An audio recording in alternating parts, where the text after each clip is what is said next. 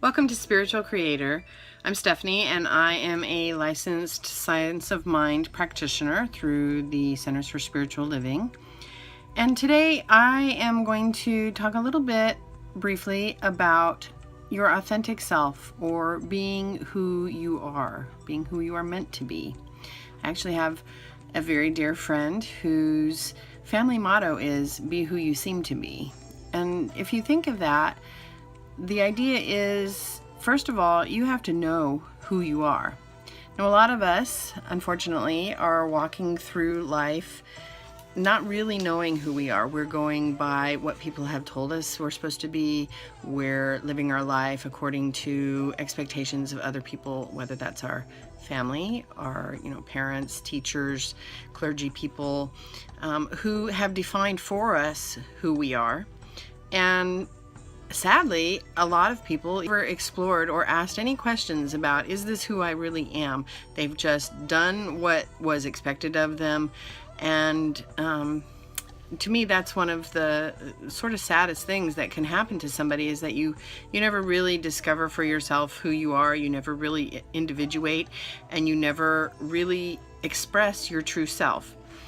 I have a great love of books, and I'm also somebody who likes to do a lot of listing things out and making plans. And one of my favorite books that I've used for years and years is a book called List Yourself, List Making as the Way to Self-Discovery, and it's by Eileen Segalove and Paul Bob Velick, V-E-L-I-C-K. I don't know, it looks backwards to me, but I don't know.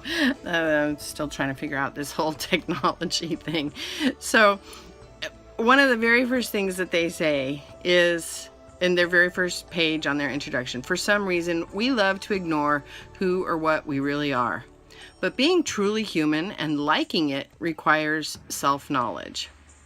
It gives our experience resonance. It lends a vibe, an echo, a wholeness to what we think and feel.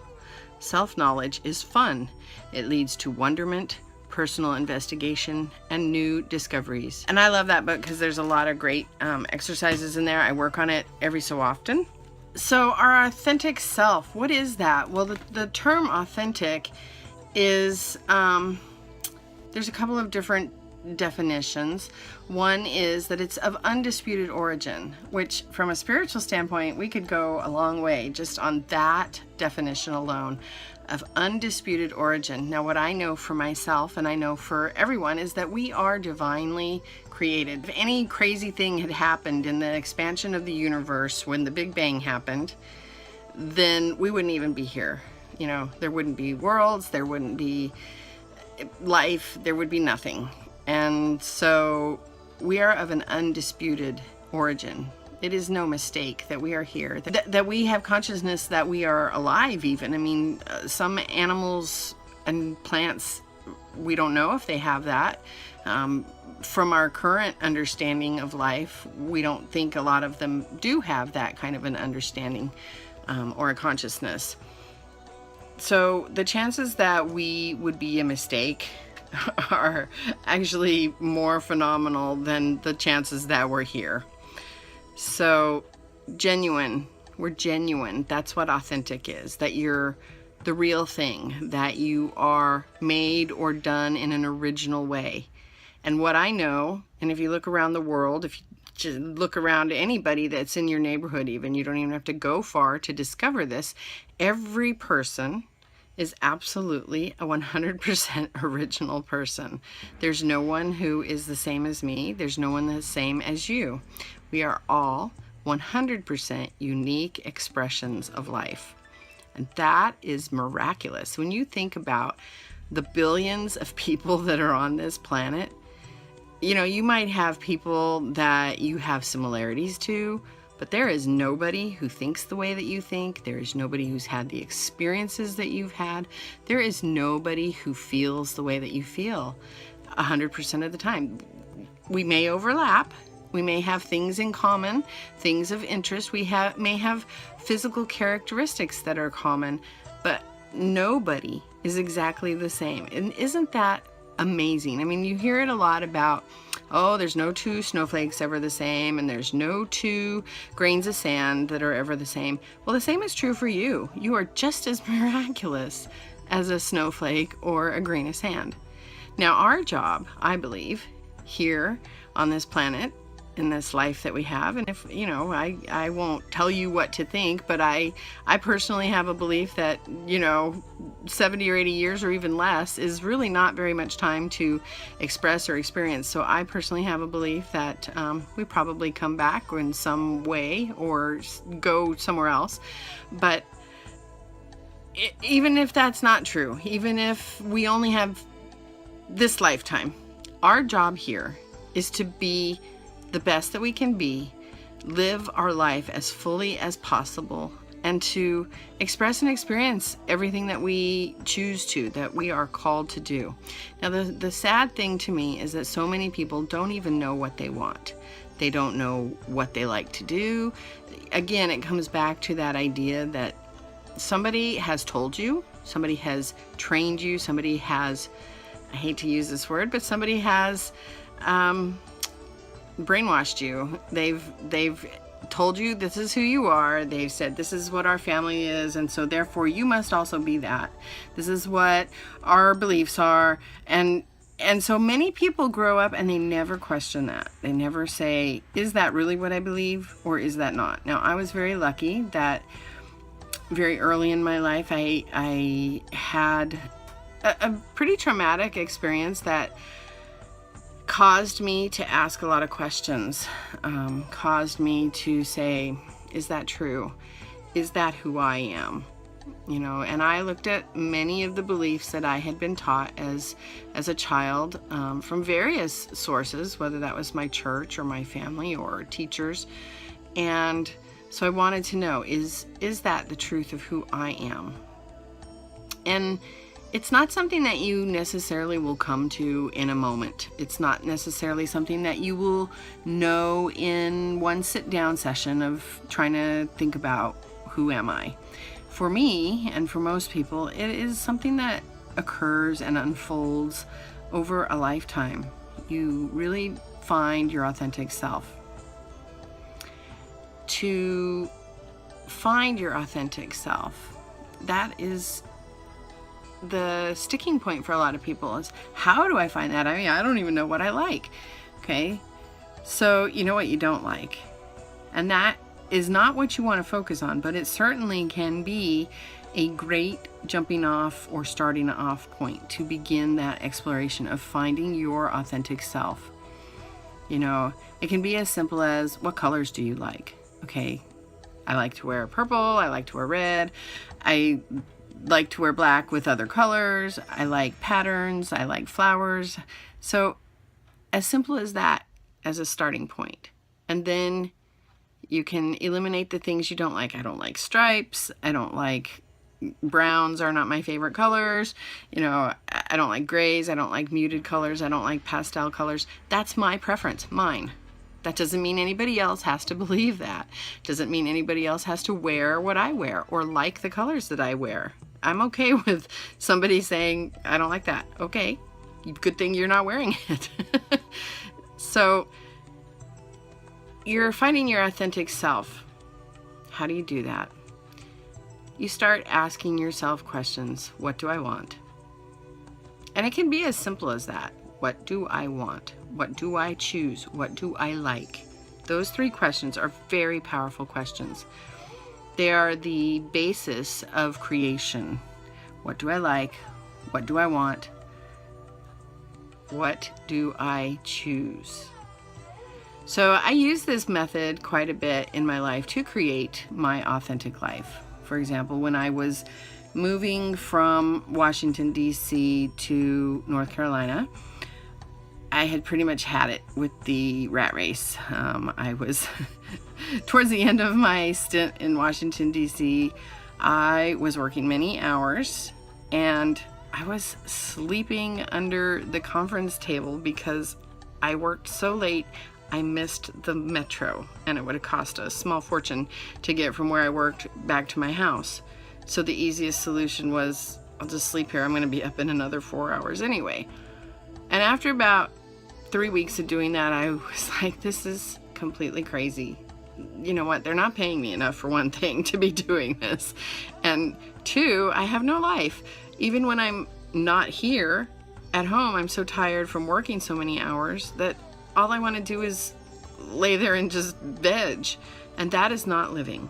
That is not living. If you are chasing the almighty dollar, then you might want to rethink how you're looking at prosperity and how you're looking at life, because that is not a life. That is a grind. I mean, really, it's pretty soul killing.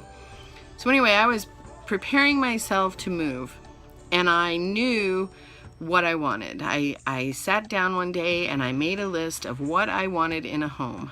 I wanted a home that was sort of away from people. I've been around 5 million of them, and I was ready to get away from the big city. So I wanted something that was in a more country setting. I wanted something that was in a place that was very beautiful, that when I walked out the door, it would nurture my soul. I wanted something that somewhere where I had a lot of privacy, because I was constantly being barraged with people in Washington, D.C., which, you know, when I got there was a great thing. But by the time I left, I was over it. I was done. And it can be very exhausting to be around that many people for somebody who is very energy sensitive, which I sometimes can be.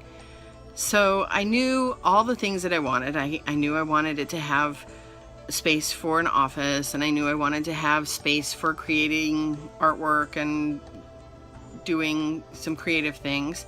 And I knew I wanted a wonderful kitchen and a dining area where I could have friends over to visit. And I knew I wanted a porch where I could sit outside and enjoy the beauty of the surroundings. And I knew I wanted to be able to have animals. I wanted to be able to have pets. So all of those things were very important to me. So I made this whole list of it ended up being about 50 things, very specific. And I didn't care where it was specifically. I just knew that when I found the house, I would know it was mine to move into. And so I found this ad.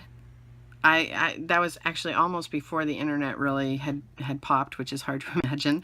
But I found this ad in a paper. I went to visit a friend, and I picked up one of the local papers, and I found this ad in there for a house that sounded just exactly like what I wanted. And I called them and, went down my list, and everything except 2 things were on that list.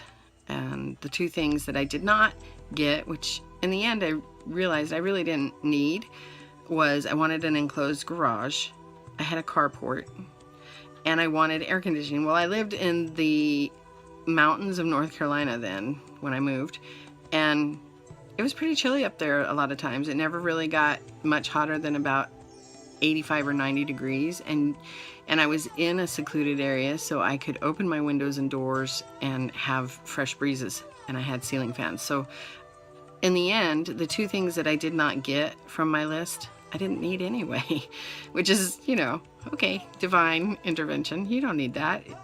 You're taken care of. So finding my authentic self was about identifying what I wanted, identifying what I needed, identifying what made my heart sing. In fact, I had a friend ask me, what makes your heart sing when you think about moving? And I was like, I want it to be peaceful. I want it to be beautiful, and I want it to be in the mountains. I want to be able to go for walks. So I knew that finding my authentic self was a part of that, and healing myself and being okay to say, no, I'm done. Even though as I was getting ready to leave Washington, D.C., the company I was working for knew that I was getting ready to leave, and they offered me this ridiculous amount of money to stay. And it was momentarily tempting. I sat with it for about a week. I said, I need time to think about this. And I thought about it, and I said, you know what? If I take this, it will just be more of the same, and I'll be dead by the time I'm 50. It's just that soul killing.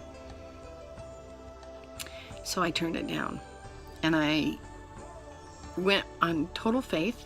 I knew, I have moved many times, and most of the times I have known very few people where I've moved.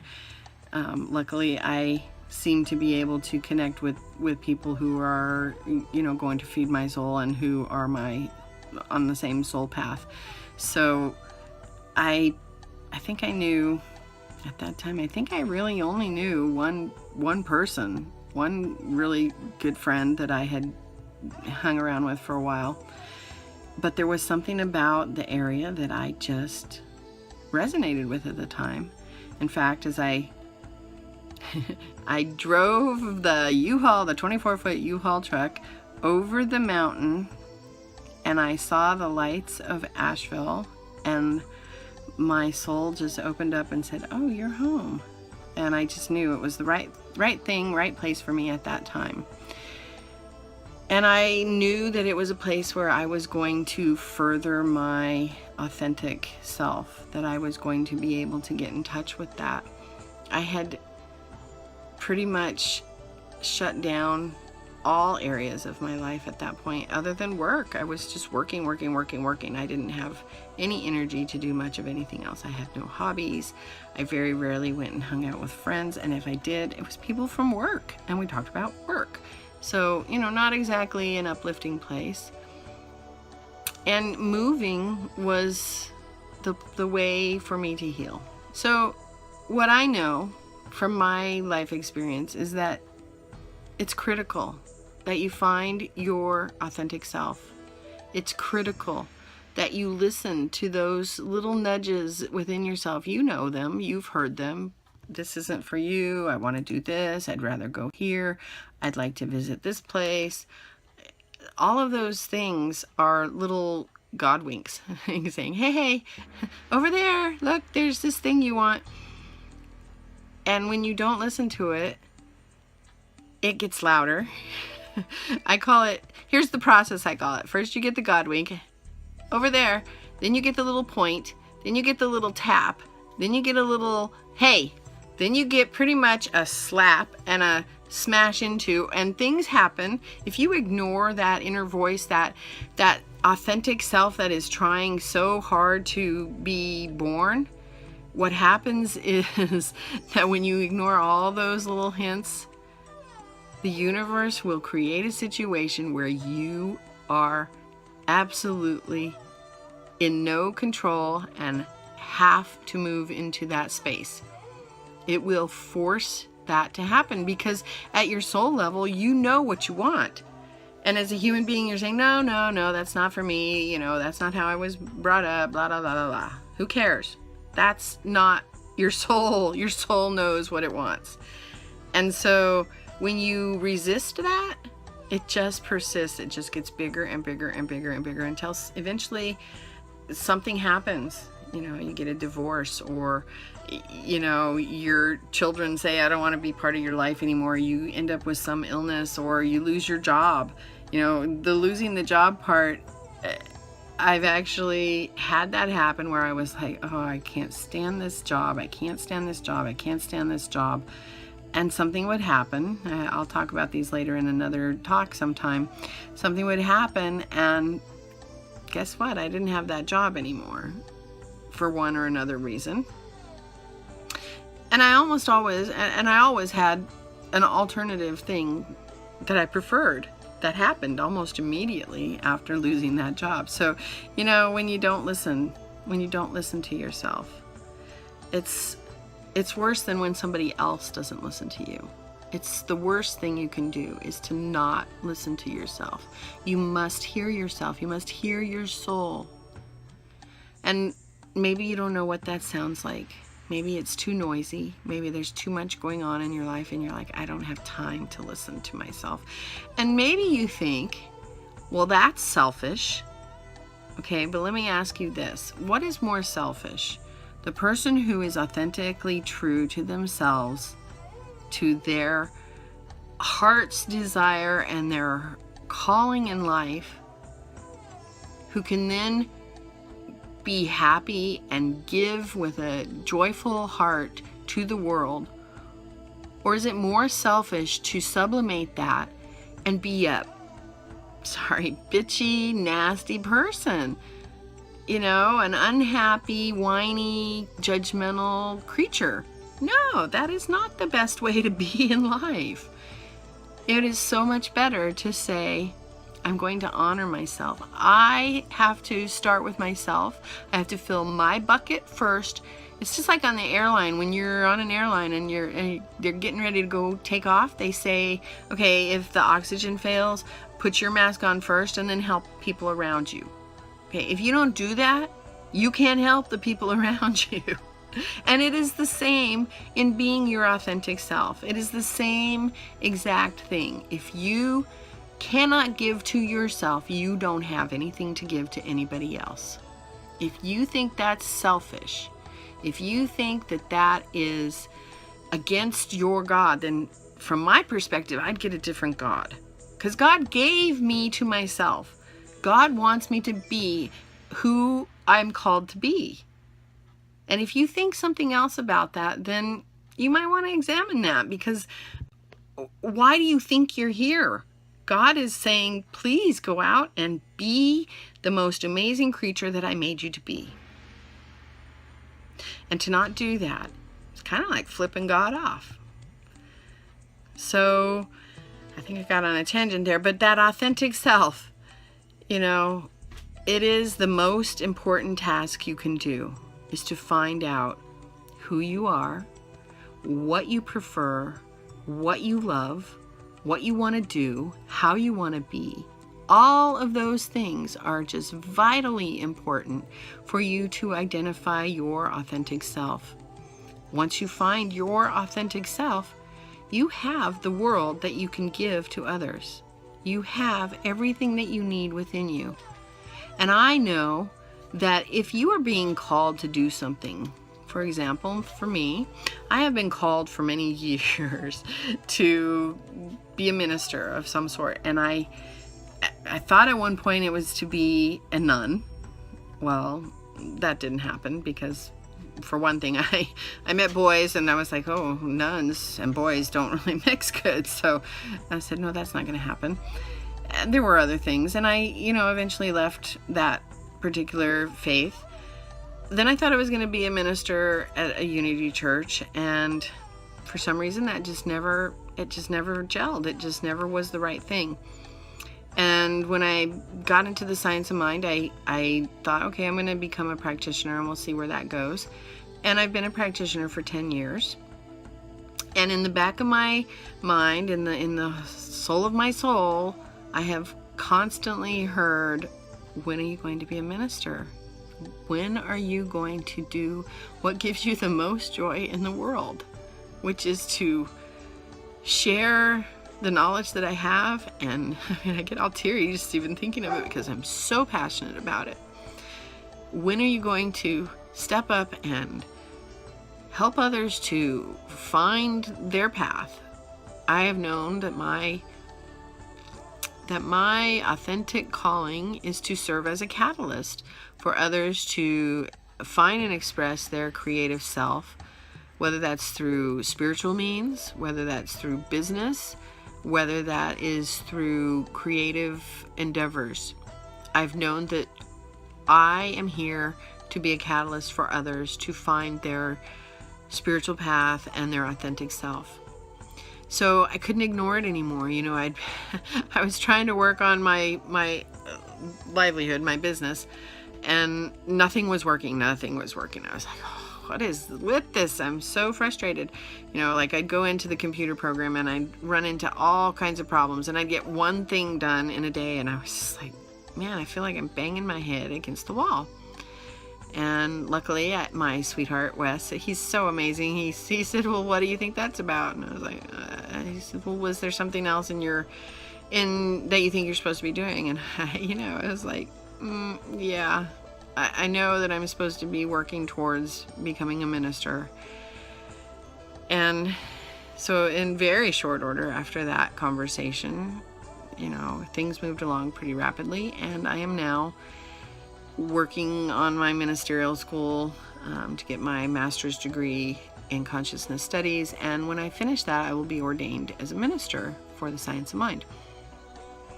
Now, had I not Listen to that. I knew it was there since I was about 8 years old. I knew that it was there. Okay, I'm now 50, so you do the math. 42 years, that little voice has been there. And do you think that there have been times when I have not been living my joy? You betcha. You betcha. Of course I've done the things I thought I needed to do and taken jobs. And to be honest, even though I took jobs and they were somewhat soul-killing, I know that those jobs also served a purpose towards my higher purpose, because I learned skills and abilities that I can use in my ministry and my life calling. And I learned also what I don't want. So you can get clarity from being somewhere where you don't want. You can get clarity from being in a relationship you don't want. You can get clarity from having illnesses. And, you know, that's not necessarily the easiest way to do it, but you can certainly use that as a jumping off point, a starting point to find who you are. I know that everyone has a purpose. I know that we are here to learn and to grow and to express ourselves uniquely. We're all unique. And so why would that be? Why would we be here unique if we weren't here to express that uniqueness? You know, we're not here to be cookie cutter people. If that were the case, we'd all be the same little robots walking around, looking the same, doing the same actions. We'd have no emotions, you know, all that. We do. We're rich and incredibly complex beings, and that's on purpose. I totally believe that. So I'm going to end this talk, which I kind of rambled a bit, but thanks for sticking with me if you did. I'm going to end this with a treatment, a spiritual mind treatment, or some people might know it as an affirmative prayer. I actually prefer spiritual mind treatment, but I know for a lot of people that sounds kind of scary, like, oh, what are they doing, washing my brain? No, I'm really not even doing anything to you. Maybe you might get a benefit for it, but really what I'm doing is I'm knowing the truth for myself. And since in my belief system, we are all connected, what I know, you know, at some level. So I'm going to know right here and now that there is only one thing. There is only one power and one presence. There is only one energy, and all of that is life expressing. It is expressing in a multitude of ways, vibrantly unique. Each being, each plant, each animal, each human being is completely unique. And I know that life is expanding, and that expansion and expression is what we are here to do. I know that I am an expression of that divine spark, that within me, that thing that gives me life, that thing that gives me my soul, whatever that may be, that mystery thing that we have yet to discover, that is within me, and that it is within each one who hears this message, each one who has joined us today, and even those who have not and never do. It is the truth for every being. I know that this is so. And I know that each one more easily finds and expresses their authentic self. That each one who hears these words, each one who gets this message, more easily finds and follows their true bliss.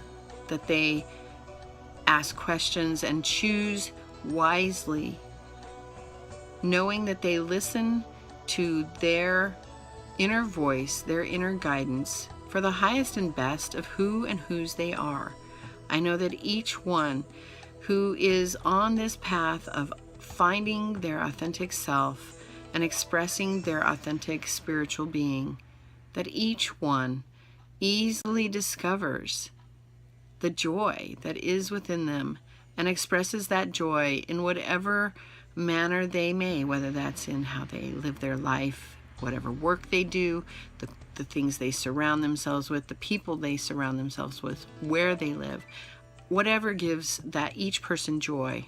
I know that it easily comes forth, and that by living our joy, I know also that we are absolutely provided completely and totally. I know that we are given all that we need when we need it, that we have more than enough for all our obligations, that we have more than enough to share, that we have more than enough to spare, and that we have more than enough to tithe, and that we tithe happily and joyfully to wherever it is that we're spiritually fed, knowing that we cannot outgive God. God always gives back in abundance.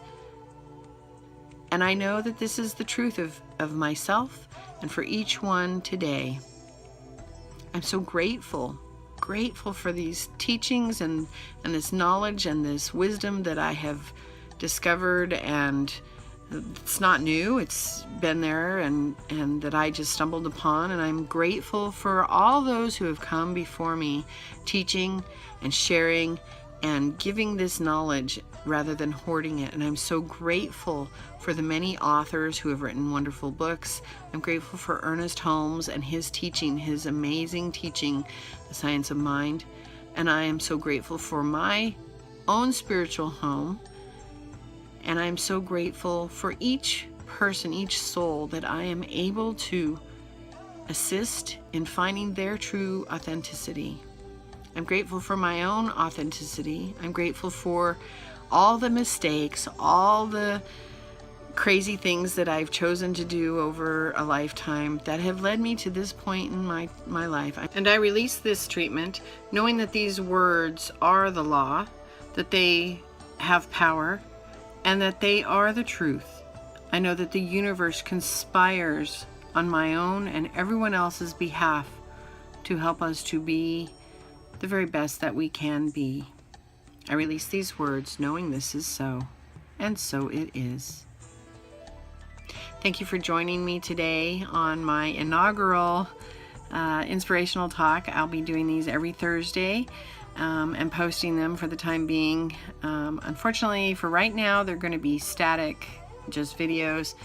There may come a day in the future where I'll do them where they're more interactive, but for right now, this is what I have. And thank you for being patient with my technology issues. I'm still learning, and I'm learning very quickly. Thank you so much for letting me be real and letting me be here to hopefully inspire you. And if there is something that you have a particular need where you would like some prayer support, please go to www.spiritualcreator.com. I have a prayer request tab there that you can fill out, and I will hold your prayer request confidentially, and we'll pray for you for the coming week whenever you submit those. So and explore around my website. I'm constantly adding to it. I do affirmative prayer every day, spiritual mind treatment.